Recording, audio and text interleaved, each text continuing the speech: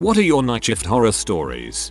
I was working the Christmas Eve night shift in my local emergency department. The clock struck 4 AM on Christmas morning and the emergency buzzer sounded. A 74-year-old male patient had gone into a sudden cardiac arrest. The buzzer wasn't working properly, so we couldn't locate where exactly in the department it was coming from. Once we finally figured it out, we got in there and I took over chest compressions. A team of anesthetists, nurses, doctors, and 20 minutes later, we managed to get him back for just long enough for his family to come and say goodbye to him. What a crappy Christmas. Night shift RN on a covered unit. Had a code 5 AM Christmas morning and did not get him back, unfortunately. Imagine waking up Christmas morning to a call that your father had died. I went home and cried.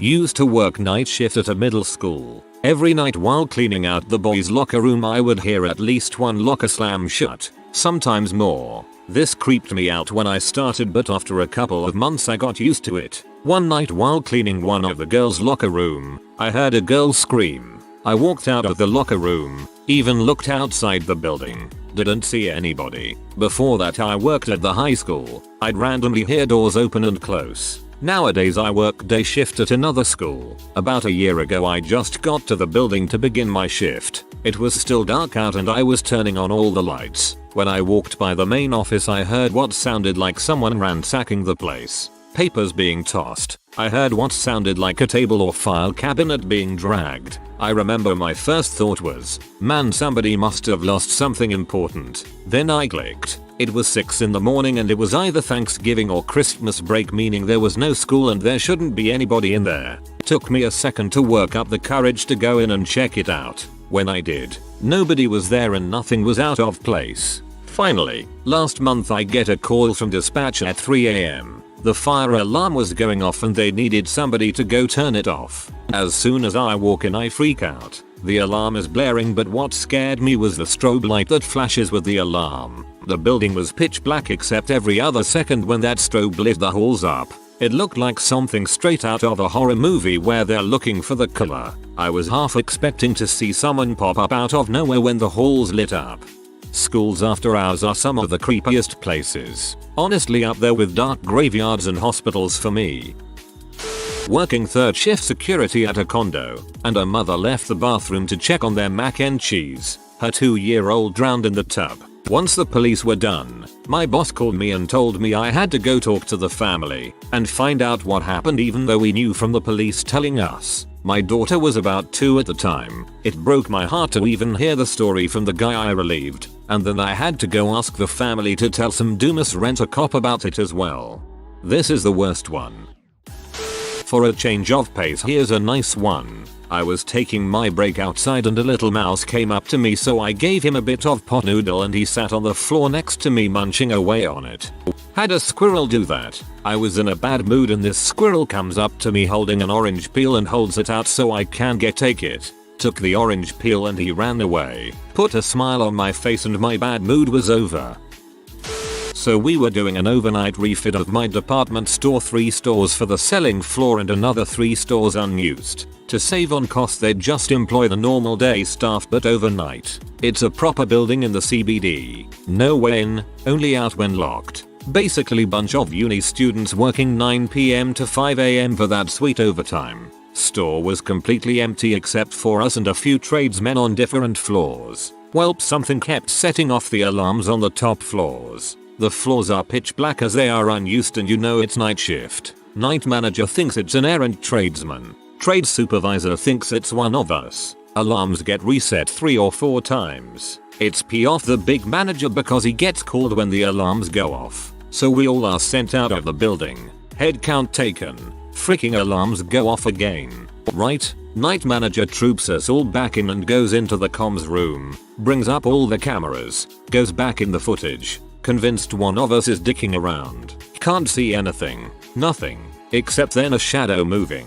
Backlight by the faint light of the smoke detector. It moves out of frame. Well, now we have a shadow monster in our sealed building above us. Tradesman troop us the stairs, tools in hand. Manager unlocks the stairwell door. The only way onto the floor, throws the lights on. Nothing there. Lights off. Door locked. Repeats this on the other floors, working up. Nothing there. Spooked but proven nothing is there. We go back to work. Alarms go off. This brave tradesman says I'll hide upstairs and catch it. We let him. We are all waiting in the stairwell. After 20 minutes we hear screaming and the alarms going off. Tradesman yelling, "What you doing, you freaking see?" We all burst into the room like the Scooby Gang as a homeless man Olympic flips himself into the HVAC system. Apparently we had the Olympic athlete of homeless people living in our HVAC system and our overnight shifts disturbed him. Night manager got the police to deal with it. Since this department store was in retrofitted old building, there was actually a fair bit of room between the floors on the upper levels. Homeless maid made a swag between them, moved between them by army crawling the big vents, which also explained why the system was freaking useless. Definitely an Australian tradesman. What an excellent time to read this. At 2:42 am, completely alone in the 8th floor of the building because I'm the only person in the night shift. Solidarity from a lone overnight hotel worker alone at 4:14 am. These threads always show up when I'm alone at the hotel in the middle of the night, and yet I read them anyway. Not night shift exactly, but I get off work later than the average person and have a 2-hour bus train ride home. You see some weird people at bus stops late at night. I could give a lot of random stories of weird, funny, or scary things that have happened, but this one stuck with me. This one still bothers me when I think about it. It was this dude talking to someone on the phone. He had a hood on so I couldn't actually see the phone, but I figured it was a phone since he was pausing for a response every so often. Generally people who are just rambling to nobody don't take those pauses. So he's ranting about how the Constitution is a universal law, and the amendments weren't hammered in enough to support it correctly, and how when you take vitamins you sweat toxins out of your feet after. He even paused during his explanation of how that worked and clarified something he'd mentioned. Normal level of crazy for a phone conversation, nothing too weird. But then he started saying something like, "I'll write it out as best I can remember." Just describing it wouldn't work. So, this is how I talk to myself. This is how I talk to myself, and I talk to myself all the time, because I have to.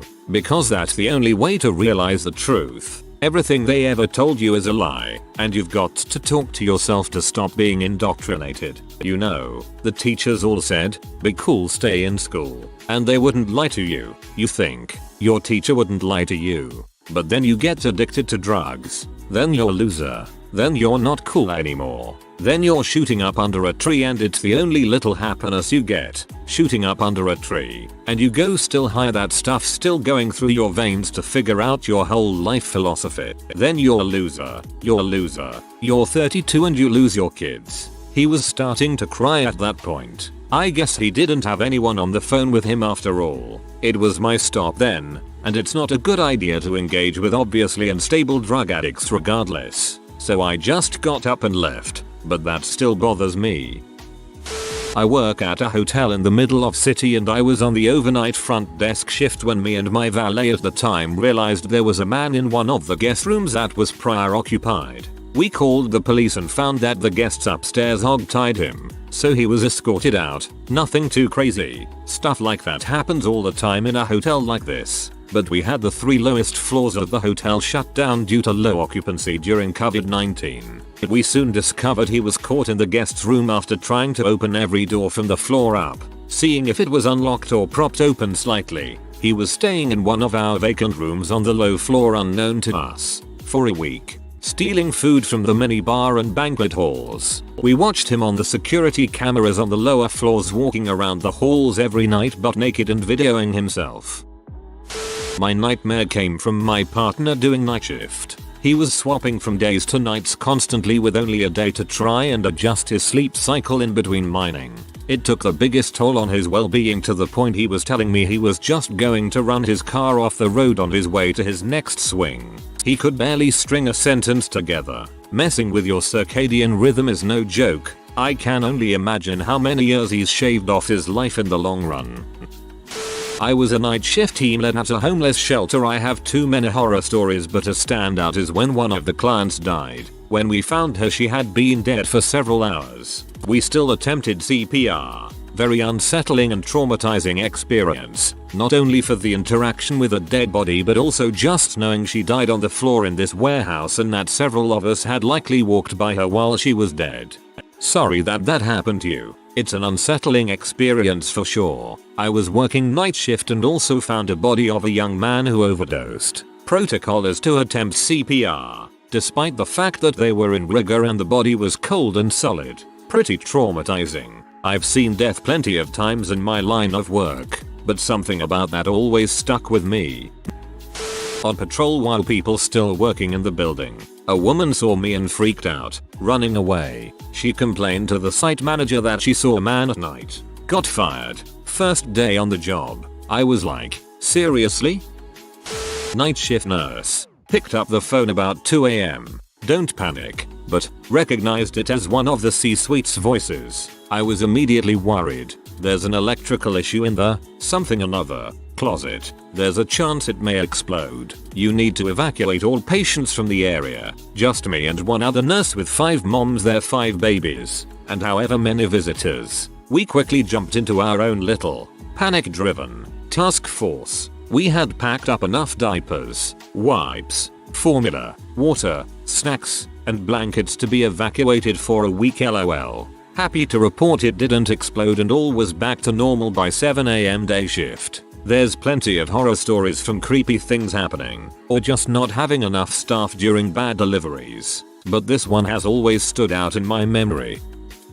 Security officer here. Posted one night to an old site that apparently was a hospital being turned into a rest home. With no power on site, all I had was my flashlight and laptop to watch movies cause it was a 12-hour watch. Place was massive and at night you literally can't see frick all. Anyways, the company had put up a temporary security camera that every time it picks up motion, the fucking thing sends off a loud siren sound for about 30 seconds. First time that thing went off, I went to investigate with emergency service on speed dial and goosebumps flaring. I wouldn't seem to find what was causing it to go off. It then would go off a couple more times into the night. It got to the point where I would just let it do its thing. But every time it went off it would send shivers down my spine. When we do our handover with the next guard, I would tell him all the time how the siren just goes off at night all the time.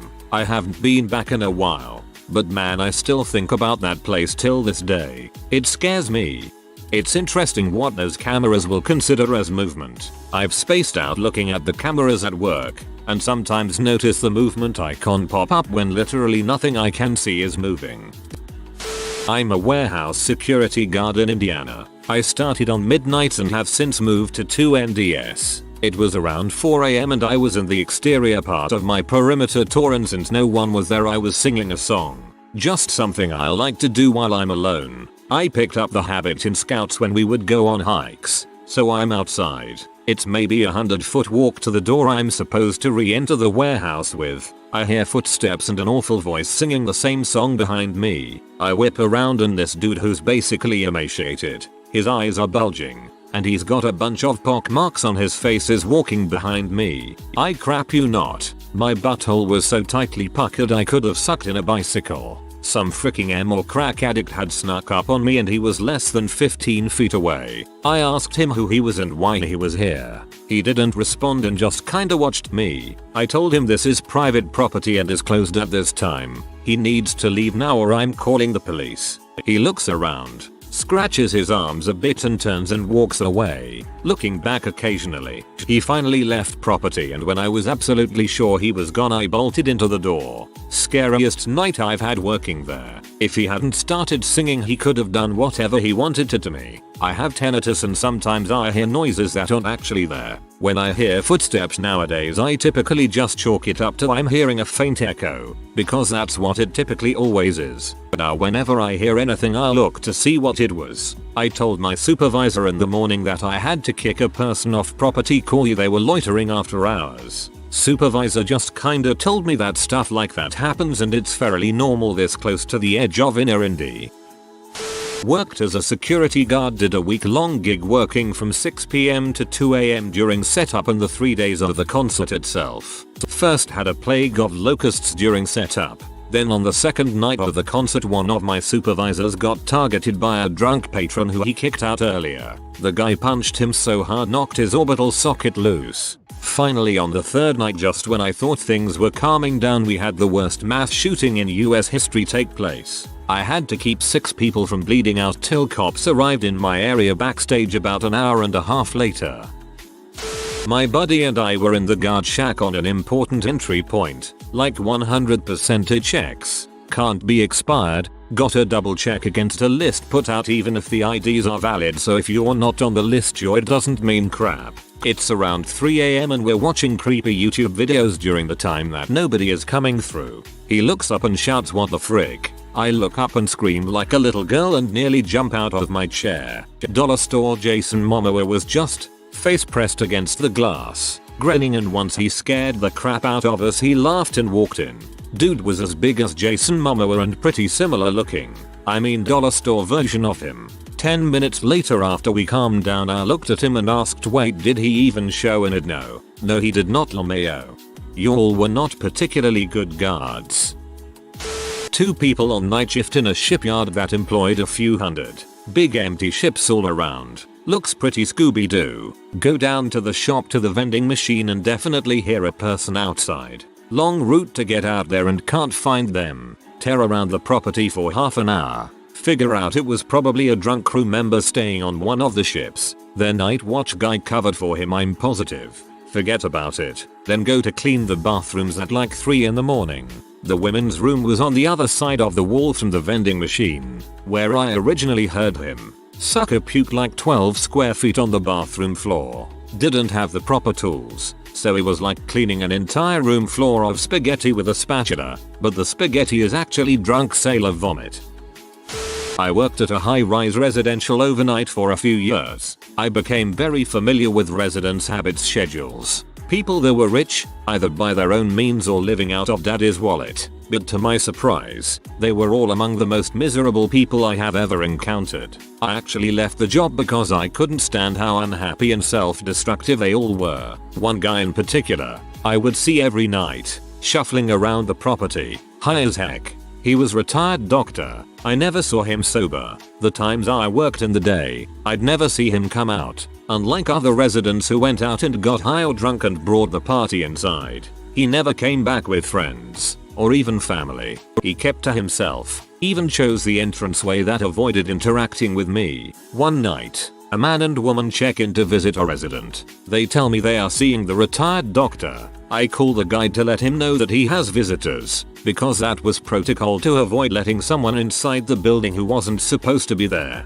Even people who I knew were friends with or dating the resident still had to get permission from the resident. Well, there's no answer on the phone, so I tell the visitors I can't let them up. The visitors exchange looks, and the man speaks up. Of course he can't come to the phone. He just shot himself to death 15 minutes ago. The bit that disturbs me is how, apparently, they nonchalantly wandered up to you requesting to go see the doctor. If that was my friend, I would have 1. Phoned an ambulance, police, and 2. Afterwards ran in literally telling you to let me in because my friend is attempting suicide.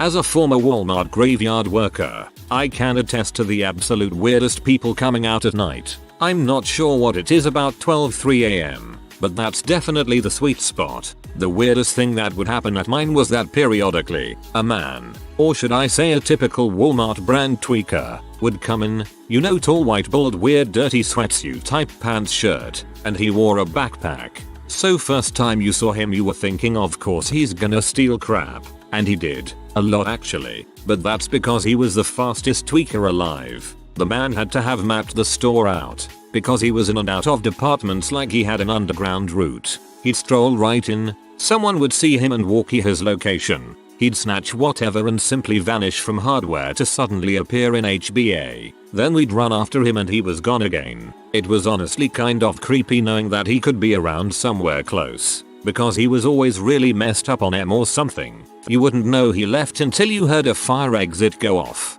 That's how we knew he was gone. It wasn't a one-time thing, it happened at least once a month. Same guy, same operation. Sometimes I miss that job, just for the absolute crazy stories like that.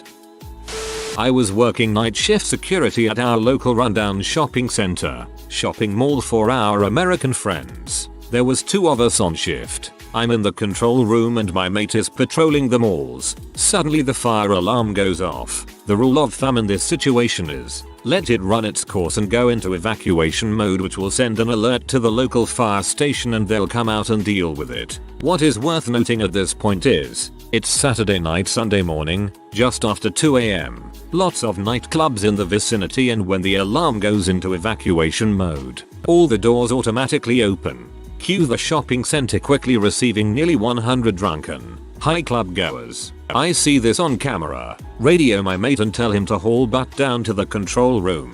It didn't take long for our new guests to start trashing the place. I silenced the alarm, phoned the police and made regular announcements over the PA system that the police were en route. I called my boss to inform him of the situation. All he said was to call the police. No done that already. Fire brigade arrived first. I let them into the control room but wouldn't let them into the public areas as it was too dangerous for them, nor the service areas as some of the trespassers had found their way in. Police arrived but they wouldn't go in as they needed backup. 2 cops and approx 100 people. I don't blame them. When backup arrived they then swept through the shopping center section by section with the other security guard on hand to lock up as they went. Then they had to go through the service corridors bit by bit to find the others. There was only about 7 of them. Just as they were found and being escorted off-site, my boss, the head of maintenance and the operations manager for the shopping center arrived. I was reprimanded for letting it go into evac mode, despite me showing in black and white in print, to let it run its course. Head of maintenance backed me up saying I followed procedure. The other guard was reprimanded for abandoning his post. We took that one to our area manager and challenged. Thankfully she took our side. 1 mall cop versus 100 violent drunks. Dang right he abandoned his post. Night 1. Caught hobo jerking off in dumpster corral. Night 2. Junkie came speeding in one entrance while I was cleaning the parking lot. Threw out a handful of loose used syringes and peeled out the other entrance without slowing down. Worked that job for like 5 years. I was doing a night shift at a bodega in Brooklyn, and this homeless lady comes running and yelling and crying. She went to the beer section and broke the window with something. I went to go check it out, and she was hysterically crying, using a shard of glass to cut her wrist open. Not just clean cuts, but like gouging it open. Blood all over her shirt. No clue how she broke the window. There was a hospital literally a block and a half down. In the moment I saw her with blood streaming down her wrist, I just sort of manhandled her over my shoulder and ran to the hospital with her on me. She was crying and screaming and hitting me with her other arm. These guys who hang out on the block saw me run down the block with a tiny, screaming, bleeding woman over my shoulder, and they jolted after me thinking I was kidnapping her. They caught up to me and tackled me and she fell to the ground, and they threw me against a wall and kept asking me what the frick I was doing, and I said I was taking her to the hospital, and they all quickly realized what was going on and got her up into the hospital. The whole ordeal happened in like the span of maybe 150-200 seconds. I had a concussion from when they knocked me to the floor. She survived apparently, no clue besides that. I think I may have told this story somewhere else but I can't remember. I worked night shift at a small hotel in a small town in Utah. Every so often, some guy would call us and ask questions about booking a room but would never actually go through with it. One night, he calls in again and I'm entertaining his questions. He asks about rooms and rates, things to do around town, and where we're located. Then he starts asking personal questions like where and from, if I'm Mormon, and if I was alone. He then asked if I was standing up, which freaked me out because I was, and I was sure he was somehow watching me. Looking back, it would make sense that I was standing behind the desk on the phone, but my sleep-deprived brain didn't make that connection until later. I told him to stop calling and hung up the phone. Then I went to the back room and cried. I called my then boyfriend, now husband, and he talked to me while I calmed down. When I think about it now, it was probably some guy high or drunk and thought it would be funny to mess with someone. It was so freaky, especially since I was alone, tired, and couldn't think straight. If you are new to the channel, you can subscribe. I publish new videos every day. Until then, check another video.